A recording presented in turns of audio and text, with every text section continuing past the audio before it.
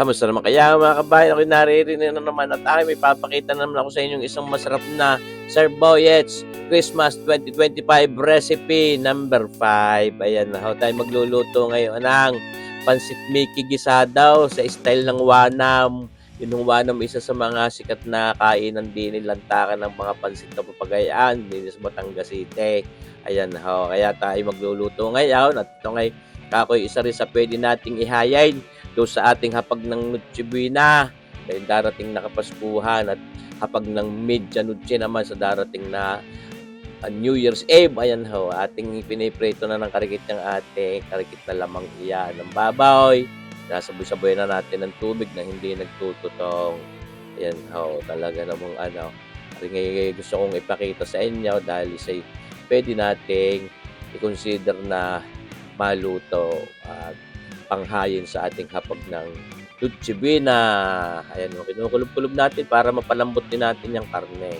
Kako nga sa inyo, arihong ating pansit na rin, lalo sa mga taga Batangas City. Para sabi, hindi ka taga Batangas City pag hindi ka pa nakakatimos ng pansit noong tinatawag nating Wanam. Ayan ho. Yung atin yung mismong gagamiting Mickey diyan ay mismong doon ko binili sa Wanam din sa malapit sa All Public Market, Batangas City. Ngayon, ating sinahog na rin yung atay ng manok na may karikit na puso. Gusto kong sahog talaga diyan ay atay ng manok sa halip na atay ng baboy. Lalo kung kukunat. Ayan ho. Kaya ito, mas masarap kung tutusin. Kaya itong ating style na ito, ay di parang ating sariling sistema at sarili nating recipe, although inspired doon sa mismong pansit Mickey gisado ng Wanam. Then ho, ating ginagamit na toyong yan sinasaboy-saboy natin is yung mismong Mami King na toyo.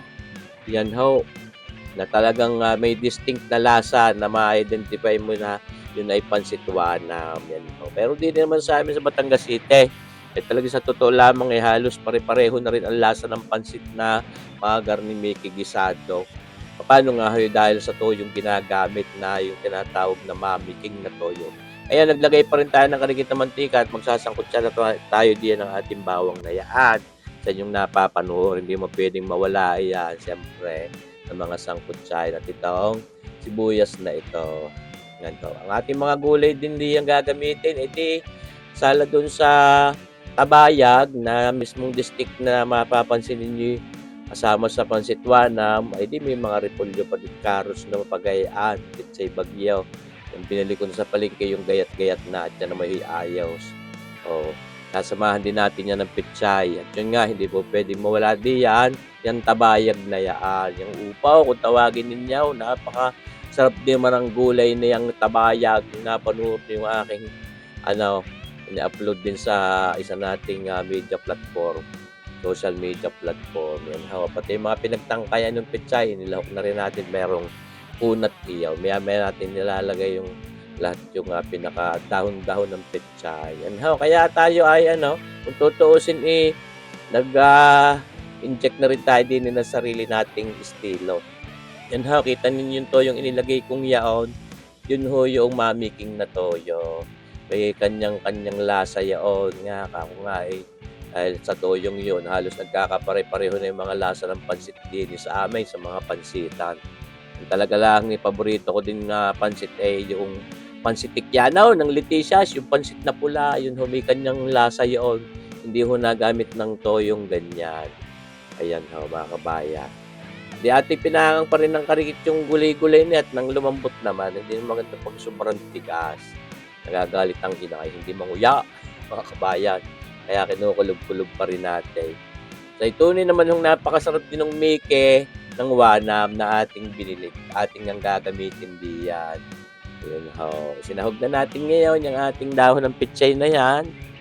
Ito naman pinakamalambot din kung tutusin kaya pinakahuli natin. Hindi naman ho para malamira iyan.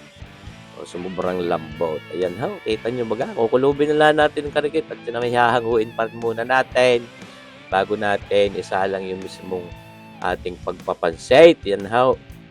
Ating inaalis na yan. Kung may matira man doon sa sabaw-sabaw na iniayos la at yun babantuan natin ng mga 1 litrong tubig na yan. Ang atin hong lulutuin na pansit wanam, pansit Mickey ay mga nasa 1.5 kilo lang mga kabayan. Kung saan nakikita. Kaya yung ating nilagay na tubig na yan, sapat lang iyan. Wala naman tayong pinagkalduhan.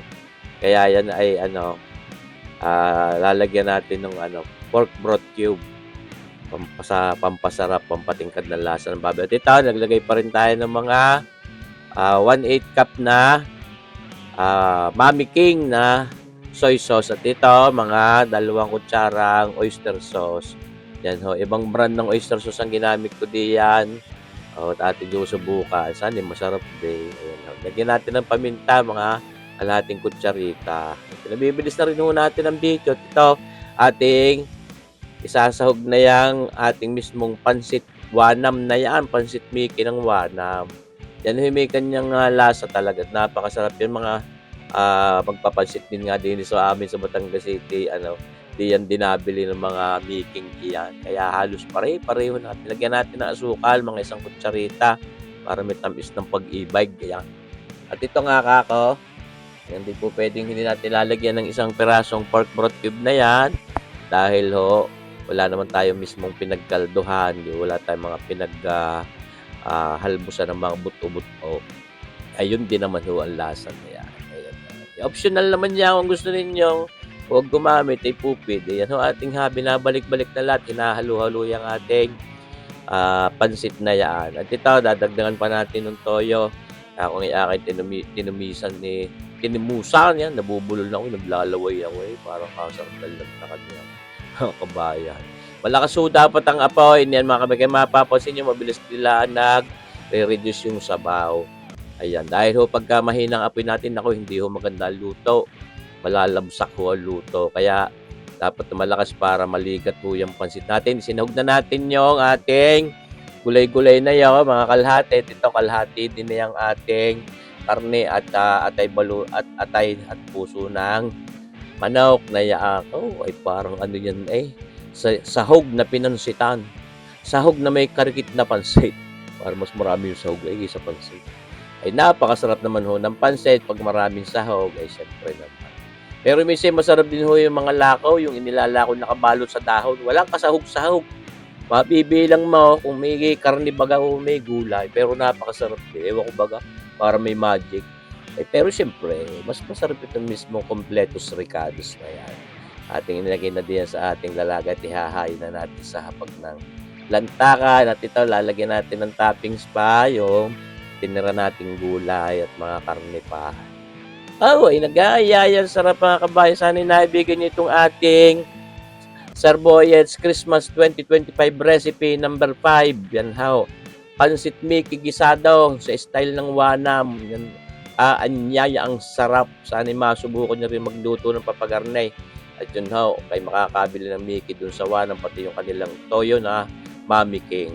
Maraming salamat sa panonood. Mabuhay tayong lahat. God bless!